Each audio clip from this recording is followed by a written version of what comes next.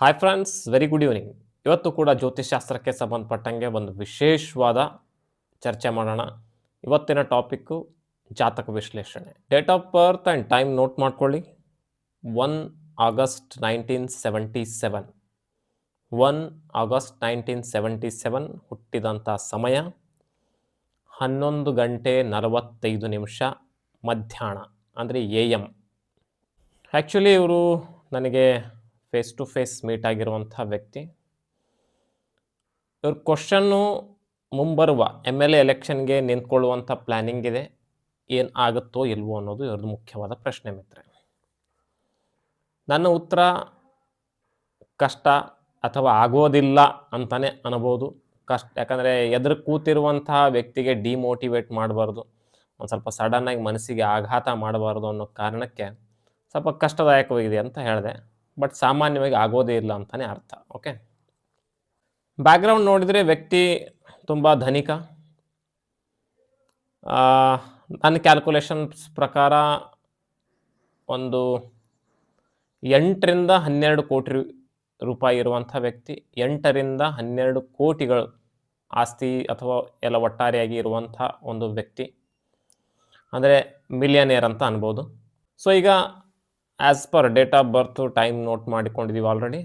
ಜಾತಕವನ್ನು ಹಾಕಿದಾಗ ತುಲಾ ಲಗ್ನ ಬರುತ್ತೆ ಮಿತ್ರೆ. ತುಲಾ ಲಗ್ನ ಬರುತ್ತೆ. 1ನೇ ಮನೆಯಲ್ಲಿ 7 ಅಂತ ಬರೆದಿದೆ, ತುಲಾ ಲಗ್ನ ಆಗುತ್ತೆ. ಸೊ 1ನೇ ಮನೆ ಖಾಲಿ, 2ನೇ ಮನೆ ಖಾಲಿ, 3ನೇ ಮನೆ ಖಾಲಿ, 4ನೇ ಮನೆ ಖಾಲಿ, 5ನೇ ಮನೆಯಲ್ಲಿ ಕುಂಭರಾಶಿಯಲ್ಲಿ ಚಂದ್ರಮ ಇದ್ದಾನೆ. ಕುಂಭರಾಶಿಯವರಿಗೆ ರೀಸೆಂಟ್ಲಿ ಶನಿ 7.5 5 ವರ್ಷಗಳ ಸಮಯ ಮುಕ್ತಾಯ ಆಗಿದೆ. ಫೈನಲ್ ಫೇಸು ನಡೀತಾ ಇದೆ. 6ನೇ ಮನೆಯಲ್ಲಿ ಕೇತು ಇದ್ದಾನೆ. 7ನೇ ಮನೆ ಖಾಲಿ ಇದೆ. 8ನೇ ಮನೆಯಲ್ಲಿ ಮಂಗಳ, 9ನೇ ಮನೆಯಲ್ಲಿ ಶುಕ್ರ ಮತ್ತು ಗುರು, 10ನೇ ಮನೆಯಲ್ಲಿ ಸೂರ್ಯ ಶನಿಯ ಯುತಿ ಇದೆ, 11ನೇ ಮನೆಯಲ್ಲಿ ಬುಧ ಇದ್ದಾನೆ, 12ನೇ ಮನೆಯಲ್ಲಿ ರಾಹು ಇದ್ದಾನೆ ಮಿತ್ರೆ. ಮೊಟ್ಟ ಮೊದಲನೇ ಮಾತು ನಾನು ಕೇಳಿರುವಂಥ ಅವರಿಗೆ ಪ್ರಶ್ನೆ, ನಿಮ್ಮ ತಂದೆ ಇದ್ದಾರಾ? ಅವರ ಉತ್ತರ, ಸರ್ ತುಂಬ ವರ್ಷಗಳ ಹಿಂದೆ ತುಂಬ ಚಿಕ್ಕವನಿದ್ದಾಗಲೇ ತಂದೆ ತೀರಿ ಹೋಗಿದ್ದಾರೆ ಅಂತ. ಸೊ ಜಾತಕದಲ್ಲಿ ನೋಡಿ, ಸೂರ್ಯ ಮತ್ತು ಶನಿ ಒಂದೇ ಮನೆಯಲ್ಲಿದ್ದಾರೆ. ವಿಶೇಷವಾಗಿ ಸೂರ್ಯ ಮತ್ತು ಶನಿ ತುಂಬ ಹತ್ತಿರದ ಡಿಗ್ರಿಯಲ್ಲಿ ಒಂದೇ ಮನೆಯಲ್ಲಿದ್ದರೆ 70% ಜಾತಕಗಳಲ್ಲಿ, ನಾಟ್ 100%, 70% ಜಾತಕಗಳಲ್ಲಿ ತಂದೆಯಿಂದ ಪ್ರೀತಿ, ತಂದೆಯಿಂದ ಆರ್ಥಿಕ ಇಂಥ ವಿಷಯಗಳಿಂದ ವಂಚಿತರಾಗಿರ್ತಾರೆ, ಅಥವಾ ಫಿಸಿಕಲಿ ತಂದೆ ಅಬ್ಸೆಂಟ್ ಆಗಿರ್ತಾರೆ. ವಿಶೇಷವಾಗಿ 1ನೇ ಮನೆ, 8ನೇ ಮನೆ, 10ನೇ ಮನೆ, 12ನೇ ಮನೆಯಲ್ಲಿ ಜಾಸ್ತಿ ನೋಡ್ಲಿಕ್ಕೆ ಸಿಗ್ತದೆ. ವಿಶೇಷವಾಗಿ ಸೂರ್ಯ ನೀಚ, ಶನಿ ಉಚ್ಚ ಒಂದೇ ಮನೆಯಲ್ಲಿ ಕೂತ್ಕೊಂಡಿದ್ರೆ, ಅಂದರೆ ತುಲಾ ರಾಶಿಯಲ್ಲಿ ಶನಿ ಜೊತೆಗೆ ಸೂರ್ಯ ಕೂತ್ಕೊಂಡಿದ್ರೆ ಇದು ಪಾಸಿಬಿಲಿಟೀಸ್ ಜಾಸ್ತಿ ಆಗುತ್ತೆ. ವ್ಯಕ್ತಿ 8ರಿಂದ 15 ಕೋಟಿ ರೂಪಾಯಿ ಸಾಮಾನ್ಯವಾಗಿ ಭೂಮಿಯಿಂದ ಬಂದಿರುವಂತಹ ದುಡ್ಡು. ಲ್ಯಾಂಡ್ ಅಲ್ಲಿ ಇಲ್ಲಿ ಲ್ಯಾಂಡ್ ಪರ್ಚೇಸ್ ಮಾಡೋದು, ಅದರ ಮೇಲೆ ಬಿಲ್ಡಿಂಗ್ ಕಟ್ಟೋದು, ಬಾಡಿಗೆ ಕೊಡೋದು, ಅದನ್ನು ಮಾಡೋದು, ಮಾರಾಟ ಮಾಡೋದು, ಇಂಥದ್ರಲ್ಲೇ ದುಡ್ಡು ಮಾಡಿರುವಂಥ ವ್ಯಕ್ತಿ. ಸೊ ಧನಯೋಗ ನೋಡೋಣ, ವೃತ್ತಿ ನೋಡೋಣ, ಯಾವ್ಯಾವ ಗ್ರಹಗಳು ಎಲ್ಲೆಲ್ಲಿ ಕೂತಿದ್ದಾವೆ ಅಂತ ಸಂಕ್ಷಿಪ್ತವಾಗಿ ನೋಡೋಣ. ನಂಬರ್ 1, ಭೂಮಿಯಿಂದ ಯಾಕೆ ದುಡ್ಡು ಬರ್ತಾ ಇದೆ? 4ನೇ ಮನೆಯ ಸ್ವಾಮಿ ಶನಿ ಬಂದ್ಬಿಟ್ಟು ವೃತ್ತಿ ಅಥವಾ ಕರಿಯರ್ ಮನೆಯಲ್ಲಿ ಕೂತ್ಕೊಂಡಿದ್ದಾನೆ. ಶನಿ 4ನೇ ಮನೆ ಸ್ವಾಮಿಯಾಗಿ 10ನೇ ಮನೆಯಲ್ಲಿ ಬಂದು ಕೂತಿದ್ದಾನೆ. ನೇರವಾಗಿ ತನ್ನದೇ ಮನೆ 4ನೇ ಮನೆ ಮೇಲೆ ದೃಷ್ಟಿ ಬೀರ್ತಾನೆ. ಇದು ನಂಬರ್ 1 ರಾಜಯೋಗ. ಅದಕ್ಕಿಂತಲೂ ಮೇಲಿಂದ ನಂಬರ್ 1 ರಾಜಯೋಗ, ಲಗ್ನೇಶ ಬಂದು 9ನೇ ಮನೆಯಲ್ಲಿ ಸ್ಥಿತ ಆಗಿದ್ದಾನೆ. ಅವನ ಜೊತೆ ಗುರು ನವಮದಲ್ಲಿ ಕೂತಿದ್ದಾನೆ ಮಿತ್ರ. ಲಾಸ್ಟ್ ಟೈಮ್ ಒಬ್ಬರು IAS ಆಫೀಸರ್ದು ಕೂಡ ಜಾತಕ ನೋಡಿದ್ವಿ ನಾವು. ಅವ್ರದ್ದು ಕೂಡ 1ನೇ ಮನೆಯ ಸ್ವಾಮಿ 9ನೇ ಮನೆಯಲ್ಲಿ ಉಚ್ಚನಾಗಿದ್ದ ಸೂರ್ಯ.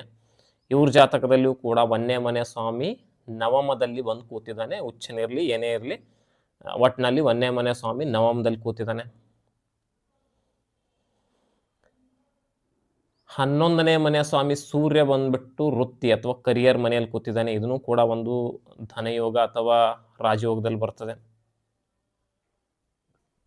10ನೇ ಮನೆಯ ಸ್ವಾಮಿ 5ನೇ ಮನೆಯಲ್ಲಿ ಕೂತಿದ್ದಾನೆ. ಇದು ಕೂಡ ಒಂದು ಲೋವರ್ ಲೆವೆಲ್, ಸೆಕೆಂಡ್ ಲೆವೆಲ್ದು ಒಂದು ರಾಜಯೋಗ ಕ್ರಿಯೇಟ್ ಮಾಡುತ್ತೆ. 2ನೇ ಮನೆಯ ಸ್ವಾಮಿ ಮಂಗಳ ಬಂದ್ಬಿಟ್ಟು 8ನೇ ಮನೆಯಲ್ಲಿ ಕೂತಿದ್ದಾನೆ. This is not good, but inheritance ಇಂದ ತುಂಬ ಬರ್ತದೆ. ಅಂದರೆ ಫಾರ್ ಎಕ್ಸಾಂಪಲ್ ಕ್ಯಾಪಿಟಲ್ ಇನ್ವೆಸ್ಟ್ಮೆಂಟ್, ಯಾವುದಾದ್ರೂ ಒಬ್ಬ ವ್ಯಕ್ತಿ ಫಸ್ಟ್ ಟೈಮ್ ಪ್ಲಾಟ್ ತೊಗೊಳ್ಬೇಕು ಅಂದರೆ ಕ್ಯಾಪಿಟಲ್ ಇನ್ವೆಸ್ಟ್ಮೆಂಟ್ ಬೇಕಲ್ಲ. 20 ಲಕ್ಷ, 30 ಲಕ್ಷ, 5 ಲಕ್ಷ, 8 ಲಕ್ಷ ಏನೇ ಇದ್ರೂ ಕೂಡ ಅವನ ಹತ್ರ ದುಡ್ಡು ಇರಬೇಕು. ಸೊ ಇದು ಇನ್ಹೆರಿಟೆನ್ಸಿಂದ ಬಂದಿರುತ್ತೆ. ತಂದೆ ಬಿಟ್ಟೋಗಿರುವಂಥ ಒಂದು ಚಿಕ್ಕ ಆಸ್ತಿ ಅದು ದೊಡ್ಡ ಲೆವೆಲಲ್ಲಿ ಮಾರಾಟ ಆಗ್ಬೋದು, ಅಥವಾ ತಂದೆಯಿಂದನೇ ಒಂದು 10 ಎಕರೆ ಬಂದ್ಬಿಡೋದು. ಈ ಥರ 2ನೇ ಮನೆ ಸ್ವಾಮಿ 8ನೇ ಮನೆಯಲ್ಲಿ ಬಂದು ಕೂತಾಗ ಇನ್ಹೆರಿಟೆನ್ಸ್, ತಂದೆಯಿಂದ, ಅಜ್ಜನಿಂದ, ಮುತ್ತಜ್ಜನಿಂದ, ಫ್ಯಾಮಿಲಿಯಿಂದ ಬರುವಂಥ ಚಾನ್ಸಸ್ ಇರುತ್ತೆ. ವಿಶೇಷವಾಗಿ ಮಂಗಳನೇ ಆಗಿರೋ ಕಾರಣಕ್ಕಾಗಿ ಭೂಮಿ ರಿಲೇಟೆಡ್ ಏನಾದರೂ ಇರುವಂಥ ಚಾನ್ಸಸ್, ಅಥವಾ ಇವನ್ ಮಂಗಳ 8ನೇ ಮನೆಯಲ್ಲಿ ಟೆಕ್ನಾಲಜಿ ಫೀಲ್ಡಲ್ಲಿಯೂ ಕೂಡ ರಿಸರ್ಚರ್ವಾಗಿ ಹೋಗುವಂಥ ಚಾನ್ಸಸ್ ಕೂಡ ಇರ್ತದೆ. ಸೊ ಅವ್ರು ಕೇಳಿರುವಂಥ ಪ್ರಶ್ನೆಗೆ ನಾನು ಯಾಕೆ ಹಾಗೆ ಹೇಳಿದ್ದು ಅಂದರೆ, ಜಾತಕದಲ್ಲಿ ರಾಜಕೀಯ ಪಾಲಿಟಿಕ್ಸಿನ ಯೋಗ ಅಂತೂ ಇದೆ, ಅದರಲ್ಲಿ ಏನೂ ಸಂಶಯ ಇಲ್ಲ. ಸಾಮಾನ್ಯವಾಗಿ 10ನೇ ಮನೆಯಲ್ಲಿ ಸೂರ್ಯ ಮತ್ತು ಶನಿ ಒಂದೇ ಮನೆಯಲ್ಲಿದ್ದರೆ ಪಾಲಿಟಿಕ್ಸಲ್ಲಿ ಮಿಂಚುವಂಥ ಚಾನ್ಸಸ್ ಜಾಸ್ತಿ ಇರ್ತದೆ. ಇವನ್ ಮನೋಹರ್ ಪರಿಕ್ಕರ್ ಆಗಿರ್ಬೋದು, ತುಂಬ ಜನರದಿದೆ. ಓಕೆ, ಸೂರ್ಯ ಶನಿ ಯುತಿ 10ನೇ ಮನೆಯಲ್ಲಿ ಪಾಲಿಟಿಕ್ಸ್ ಅಥವಾ government job, government sector service, ಇದು ಯಾವುದ್ರಲ್ಲಿ ಏನಾದರೂ ಒಂದು ಇರುವಂಥ ಚಾನ್ಸಸ್ ಇರುತ್ತೆ. ಬಟ್ ಇಲ್ಲಿ ಏನಾಗಿದೆ ಇವ್ರದ್ದು, ಸಾಮಾನ್ಯವಾಗಿ ಪಾಲಿಟಿಕ್ಸ್ ಅಥವಾ ರಾಜಕೀಯಕ್ಕೆ ಎಂಟ್ರಿ ಕೊಡಬೇಕು ಅಂದರೆ ಸೂರ್ಯ ಅಥವಾ ಶನಿಯ ದಶಾ ಬರಬೇಕು. ಶನಿಯ ದಶಾ ಇಲ್ಲಿವರೆಗೂ ಇತ್ತು, ಈಗ ಎಲೆಕ್ಷನ್ ಟೈಮಲ್ಲಿ ಮುಕ್ತಾಯ ಆಗಲಿಕ್ಕೆ ಹೋಗ್ತಾ ಇದೆ. ಶನಿಯ ದಶಾ ಇಷ್ಟು ವರ್ಷ ಇರೋ ಕಾರಣಕ್ಕಾಗಿಯೇ ಅದಕ್ಕಿಂತಲೂ ಹಿಂದಿನ ದಶಾ ಕೂಡ ಗುರು ಮಹಾದಶ. ಸೊ ಬಾಲ್ಯದಿಂದಲೇ ಒಂದು ರಾಜಯೋಗ ಇರುವಂತಹ ಕುಂಡಲಿ ಮುದ್ರೆ ಇದು. ಓನ್ಲಿ ಗ್ರಹಗತಿಗಳು ಒಳ್ಳೆ ಪ್ಲೇಸ್ ಇಟ್ಟಿದ್ರೆ ಉಪಯೋಗ ಇಲ್ಲ, ಪ್ಲೇಸ್ಮೆಂಟ್ ಆಗಿರುವಂಥ ಗ್ರಹದ ಮಹಾದಶ ಬರಬೇಕು. 92 ಇಂದ ಗುರು ಮಹಾದಶ ನಡೀತಾ ಇದೆ, ಲಾಂಗ್ ಮಹಾದಶ. ಗುರು ಕೂಡ ಅದ್ಭುತವಾದ ಸ್ಥಾನದಲ್ಲಿ 9ನೇ ಮನೇಲಿ ಕೂತಿದ್ದಾನೆ. ಸೊ ಅಲ್ಲಿಂದ ಶುರು ಆಗಿರುತ್ತೆ ಚಿಕ್ಕ ಪುಟ್ಟ ಒಂದು ಅಕ್ಯುಮುಲೇಷನ್ ಆಫ್ ವೆಲ್ತ್ ಅಕ್ಯುಮುಲೇಷನ್ ಆಗಿ ಶನಿ ಮಹಾದಶೆಯಲ್ಲಿ ಬೊಂಬಾರ್ಡ್ ಆಗುತ್ತೆ ಅದು. ಓಕೆ, ತೊಗೊಳ್ಳೋದು ಮಾರೋದು ಇದು ಶನಿ ಮಹಾದಶೆಯಲ್ಲಿ ಹೆಚ್ಚಾಗುತ್ತೆ. ಶನಿ 4ನೇ ಮನೆಯ ಸ್ವಾಮಿ, ಭೂಮಿ, ಭವನ, ವಾಹನದ ರಿಲೇಟೆಡ್ ಸ್ವಾಮಿ ಬಂದ್ಬಿಟ್ಟು 10ನೇ ಮನೇಲಿ ಕೂತಿದ್ದಾಗ ಅದೇ ಕರಿಯರ್ ಆಗಿ ಕನ್ವರ್ಟ್ ಆಗುತ್ತೆ. ಸೊ ಅಲ್ಲಿ ದುಡ್ಡು ಮಾಡ್ಕೊತಾನೆ ವ್ಯಕ್ತಿ. ಬಟ್ ಶನಿಯ ದಶ ಮುಕ್ತಾಯ ಆಗ್ಲಿಕ್ಕೆ ಬಂತು. ಅಟ್ಲೀಸ್ಟ್ ಸೂರ್ಯನ ದಶ ಆದರೂ ಬರ್ತಾ ಇದೆಯಾ? ಅದು ಕೂಡ ಇಲ್ಲ. ಸೊ ಸೂರ್ಯನ ದಶಾನೂ ಇಲ್ಲ, ಶನಿಯ ದಶಾ ಮುಕ್ತಾಯ ಆಗ್ಲಿಕ್ಕೆ ಹೋಗ್ತಾ ಇದೆ. ಸೊ ಹೀಗಾಗಿ ಅಪ್ಕಮಿಂಗ್ ಎಲೆಕ್ಷನ್ಸಲ್ಲಿ ತುಂಬ ಕಷ್ಟ. ಬಟ್ ಒಂದು ಪಾಸಿಟಿವ್ ಏನು ಅಂದರೆ, ಈ ವ್ಯಕ್ತಿ ಬುಧ ಮಹಾದಶೆಯಲ್ಲಿ ಈಗಾಗಲೇ ಮಾಡಿಟ್ಟಿರುವಂತಹ ಸಂಪತ್ತಿನಿಂದ ಅದ್ಭುತವಾದ ಲಾಭ ನೋಡ್ಲಿಕ್ಕೆ ಸಿಗುತ್ತೆ ಮಿತ್ರ.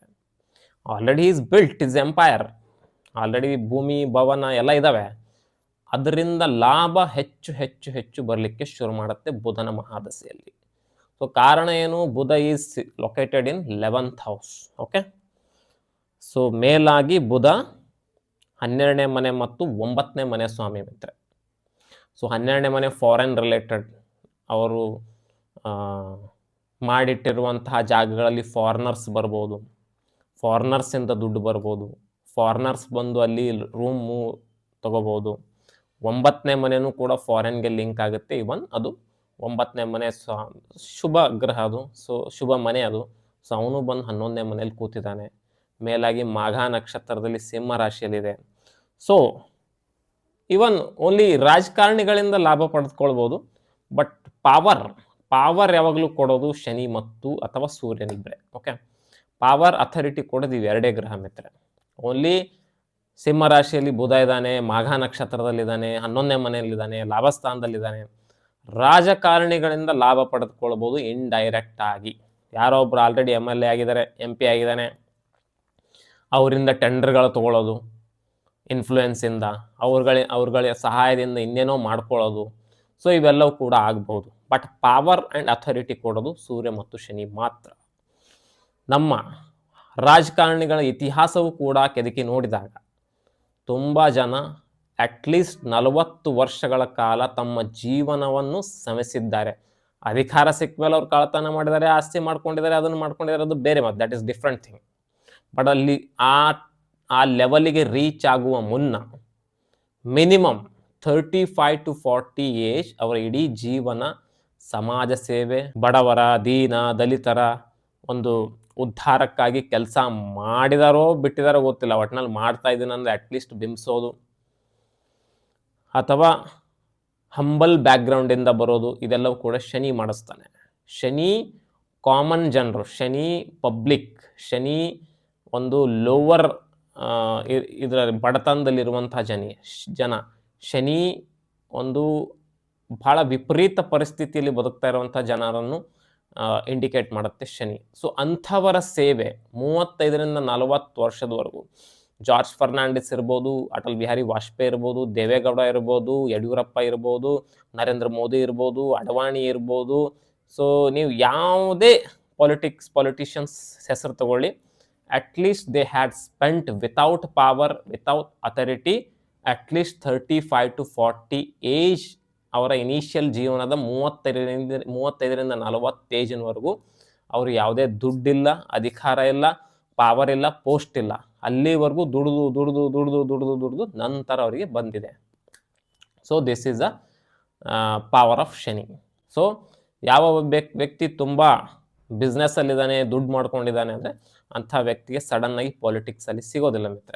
ಸಿಕ್ಕರೂ ಕೂಡ ವೆರಿ ಶಾರ್ಟ್ ಟರ್ಮ್ದಿರ್ತದೆ ಮತ್ತು ಜನರ ಮನಸ್ಸಿನಲ್ಲಿ ಅಷ್ಟೊಂದು ಹೆಸರು ಅಷ್ಟು ಅಜರಾಮರವಾಗಿ ಮತ್ತು ಉಳಿಯೋದಿಲ್ಲ ಅದು. ಓಕೆ, ಸಡನ್ನಾಗಿ ಬರುತ್ತೆ, ಸಡನ್ನಾಗಿ ಹೋಗ್ಬೋದು. ಅಥವಾ ತಂದೆ, ಇವನ್ ಸೂರ್ಯ ಸ್ಟ್ರಾಂಗ್ಲಿ ಪ್ಲೇಸ್ಡ್ ಇದ್ದ ಆ ಜಾತಕದಲ್ಲಿದ್ದರೆ ತಂದೆಯಿಂದ ಬಳುವಳಿಯಾಗಿ ಬರುವಂಥ ಚಾನ್ಸಸ್ ಇರುತ್ತೆ ಪಾಲಿಟಿಕ್ಸ್. ಓಕೆ, ತುಂಬ ಜನರ ಸೂರ್ಯ ವೀಕ್ ಇದ್ದ ಅಂದರೆ ತಂದೆ ಎಷ್ಟೇ ದೊಡ್ಡ ಪೊಲಿಟಿಷಿಯನ್ಸ್ ಇದ್ದರೂ ಕೂಡ ಆ ಬಳುವಳಿ ಮಗನಿಗೆ ಬರೋದಿಲ್ಲ. ಅವನೇನೋ ಒಂದು ಇಂಜಿನಿಯರೋ, ಆರ್ಕಿಟೆಕ್ಚರೋ, ಕ್ರಿಕೆಟಲ್ಲೋ, ಫಿಲ್ಮಲ್ಲೋ ಇಂಥಲ್ಲಲ್ಲಿ ಹೋಗ್ಬೋದು, ಬಟ್ ಪಾಲಿಟಿಕ್ಸಲ್ಲಿ ಬರೋದಲ್ಲ.